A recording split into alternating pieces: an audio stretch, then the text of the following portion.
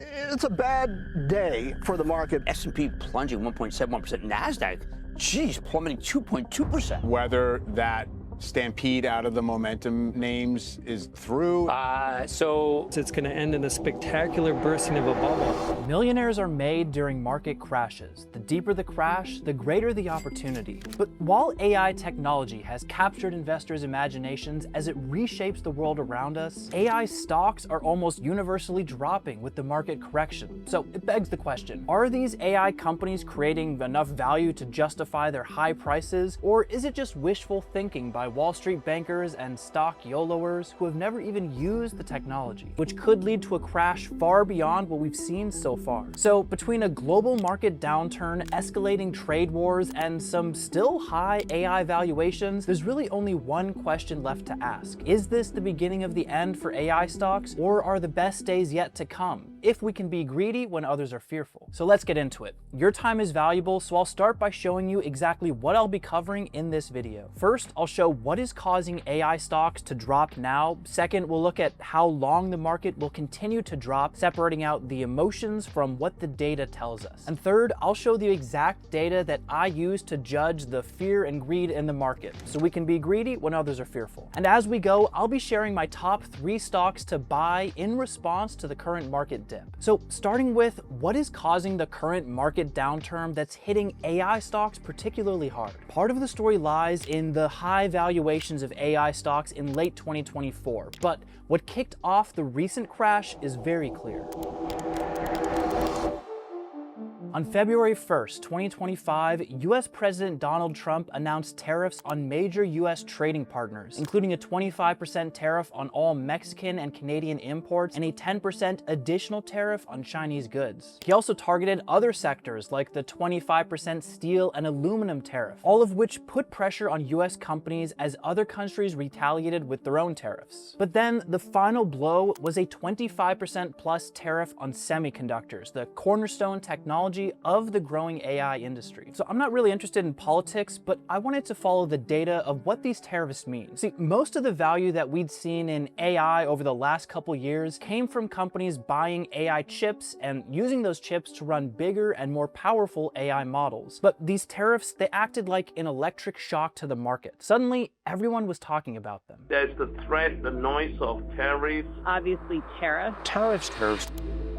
This is a chart showing earnings calls where tariffs were mentioned. They quickly spiked to levels that we haven't seen since the 2018 tariffs, and then they blew past those numbers. This time, something was different, and every company knew they couldn't just ignore these. So let's look at how tariffs affected and will affect AI stocks going forward, and how that applies to the overall tech market. So tariffs are basically taxes on goods crossing the border. If you're a company that has foreign suppliers, or you make a lot of your money selling overseas, you'll be the first companies to get hit. So check out this chart. This shows how much money flows from both foreign and local sources into US industries. And if we focus on just the foreign revenues, money coming from customers outside the US, we can see that one sector is way more reliant on foreign revenue: information technology, with 59% of that sector's revenue exposed to foreign markets. So information technology, that's all the companies that most people would consider as tech stocks. With that in mind, it makes sense that this is where we saw by far the biggest sell-off in US stocks.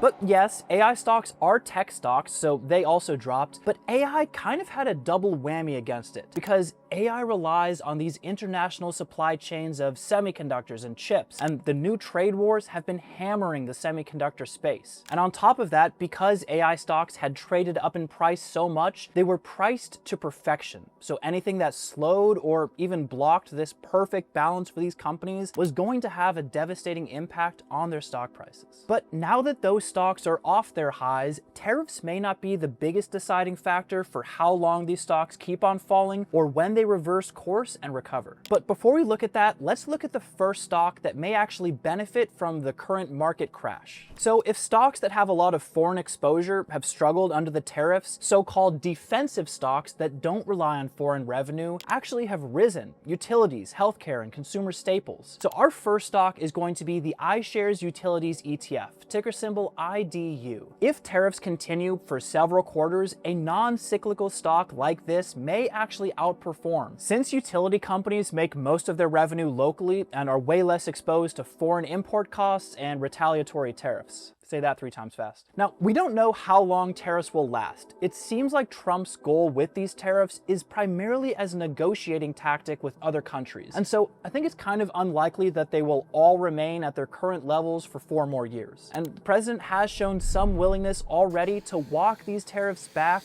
when there's enough pressure from the markets. But while tariffs may have kickstarted the market dip, there are other forces at play that could continue to drive AI stock prices down. And even utility stocks aren't safe from stagflation or even a potential recession. So let's look at how long the dip may last and see what the data shows about when it's time to buy back in. Now, it's really easy to feel uncertain in times like this, so I like to focus on what you can control. And one of those things is your personal private data, because right now it's probably being bought and sold without you even knowing. You may have seen those people search sites where you can search people's personal information from their phone numbers down to where they live. And this is because data brokers will scrape the web for every piece of information they can find about you and then sell it to the highest bidder, often without caring about who they target. And this data is out there, available for robocallers or even straight up scammers. I basically never answer my phone if it's an unknown number, but now scams are using your personal information combined with AI voices to scam you, or maybe more likely, your loved ones. And this problem isn't going away. Data breaches went up 72% year over year last year, which is where Incogni, today's sponsor, comes in. Incogni automatically contacts these data brokers on your behalf and forces them to delete your personal information. This is something you can actually do manually, like legally these services have to delete your data if you ask for it, but I actually tried to do this myself once. I spent an afternoon going through these people search sites and requesting that they remove my data, but I got through maybe 5 of them and I kept finding new ones, so I gave up. But Incogni scans for your data everywhere to remove it, something that would be like a full-time job if you did it yourself. And with a yearly subscription, they will continually monitor these lists to make sure your data stays private. So I've been using Incogni for about 6 months now, and it's been great. They immediately removed me from a few dozen sites, and today that number is up to over 500 removals, saving me an estimated 398 hours. So you can use code FinTech at the link below to get an exclusive 60% off an annual Incogni plan. Big thanks to Incogni for giving me one less thing to worry about and supporting the channel. And now let's look at how long AI stocks will continue to drop and when it's time to buy back in. So there are 2 big areas that will decide the future of AI stocks and technology stocks in general. So let's start with the first one. Valuation. Even before the tariffs hit, AI stocks were on shaky ground with sky-high valuations that often didn't have profits to really back them up. This chart shows how in the private market, AI startups were being valued 40 times higher than a standard tech startup. And even in the public market, I've talked about a company called SoundHound AI that saw a peak valuation of $8.9 billion, despite the company making under $85 million in revenue that year and making a loss of $350 million overall. And this rise in AI stocks and hype around their potential led some commentators such as Howard Marks, chairman of Oaktree Capital, to compare them to the dot-com bubble, noting that bubbles tend to originate around a new innovation. Because with new innovations like AI, no one knows exactly how it should be valued, so people just bet on its potential. And this can lead to some weird situations. Like in this study, Taiwanese researchers found that if funds put the word AI in their name, they made more money than identical funds that didn't reference AI. So in this soup of optimism, lack of understanding of the core technology, and rising pressure from lower cost Chinese AI, we were perfectly set up for an AI stock correction. So now, today, given the market has dropped with AI down especially hard, how much longer do AI stocks need to keep dropping before they're a good value? Well, I found a chart that may give us some clues. This chart dates back to 2023, but it shows the valuation of tech stocks compared to the valuations of defensive stocks, like utilities and healthcare. When the red line goes up, it means technology is becoming more expensive compared to defensive stocks. So whenever this line has crossed around 25%, meaning tech stocks are 25% more expensive than defensives, we have seen the market correct that by dropping tech stock prices. And this lines up with the most recent crash. At the start of 2025, the valuation valuation of tech would have sat above the 50% premium line. So tech was 50% more expensive than defensive stocks. But today, tech stocks are actually trading at an 8% discount. So on the whole, tech valuations don't look that crazy anymore. Now, individual stocks can always buck the trend and remain overvalued, but what matters to investors is this means there are opportunities to buy in at a cheaper price right now. And I'll get to what I think is the best AI stock for the price today, but first, we need to look at the other factor that could extend how long it takes for stock prices to recover. And this one is even bigger than valuation: the overall health of the economy. Seems like a big topic, but the Fed recently called out that they see slowing growth ahead and even more high inflation than we've already seen. People already can't afford to buy eggs, and even the Federal Reserve is uncertain about the future of the economy. Now, I had a whole section written for this video about how tariffs could affect the economy, but I boiled it down to the two data points that I think matter most for investors. First, most economists now expect the US's GDP to drop by 2.4% in 2025 versus previous forecasts of 1.7%. And number two, data from the Tax Foundation estimates how many full-time jobs are lost for every drop in GDP growth. This data, showing 600,000 jobs could be lost, used 2018 numbers, but it's actually even more relevant today, because with a 2.4% GDP drop that economists are estimating, that equates to millions of job losses. And whenever you see high inflation coupled with low economic and job growth, you can see a situation called stagflation, where prices go up, but salaries and jobs remain low. So if this happens, which it might not, the focus is still on tariffs versus inflation for most economists, but if it happens, it is going to hit stocks like tech and AI harder than most, since these cyclical stocks go up faster when the economy is up and they drop faster when the economy is down. So that takes us to our second top stock. What do we buy if we do see an economic downturn? And then with all this fear, we'll get into the data that I use to be greedy when others are fearful, as well as my top AI stock for the price right now. So to avoid losing money in stagflation, I would be looking for a non-cyclical stock which tends to outperform during economic downturns. These companies tend to sell everyday things that you need, like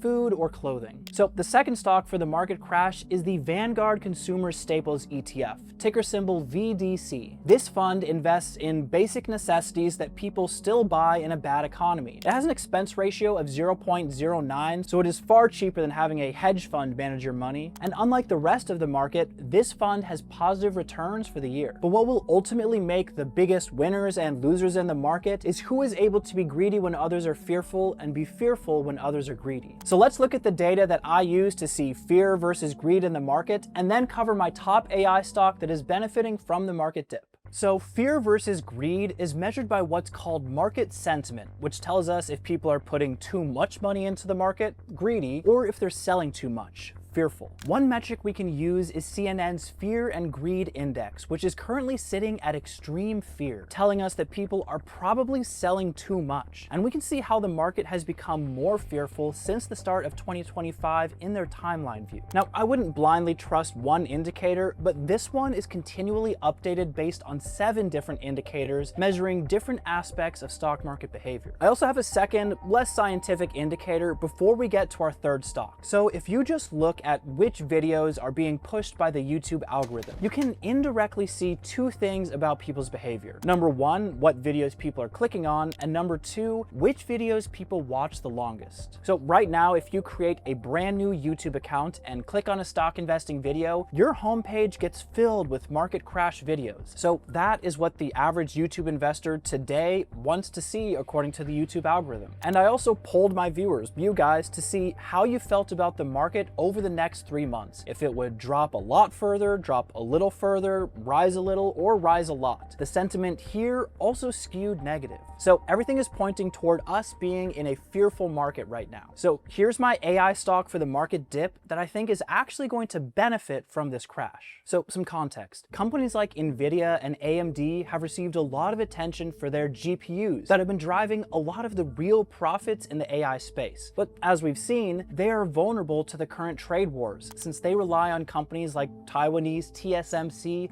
to actually build their chips. But this opens up the market for another GPU maker that not only designs their GPUs, they also manufacture them right here in the United States.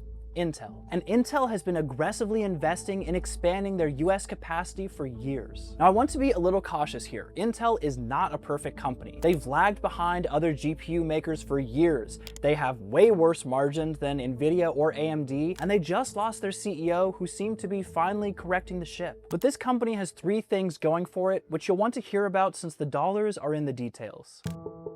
So first off, their GPU capabilities, while nowhere close to Nvidia on the high end, have a strong hold in their lower end integrated GPUs, which could end up being more valuable with lower powered, more logic driven AI models. Second, they make their chips around the world, including on US soil, avoiding some tariffs, and with the current push for US manufacturing, their new facilities in Arizona, New Mexico, Ohio, and Oregon would perfectly fit the bill for US subsidies. And then third, the company finally has options. Broadcom has decided not to acquire the company this year, but there's a chance that they get interested in buying Intel's fabrication business a year or two from now. And given the company's much lower market cap and valuation than a company like Nvidia, justified though that difference may be, the stock is still relatively cheap for the industry, giving it more potential for upside. Now, buying any stock right now is a little scary, but as long as we can follow the data over emotions, we can be greedy when others are fearful and play the long game, because millionaires are made during market downturns. And if you want to send me a message on Instagram, I will be responding to everyone who follows me this month. I've been having some great conversations over there. That's actually where this video came from. So let me know what questions you have or videos you'd like to see. And make sure you watch this video that looks at why Warren Buffett sold $175 billion worth of his shares across not just tech stocks, but the entire stock market.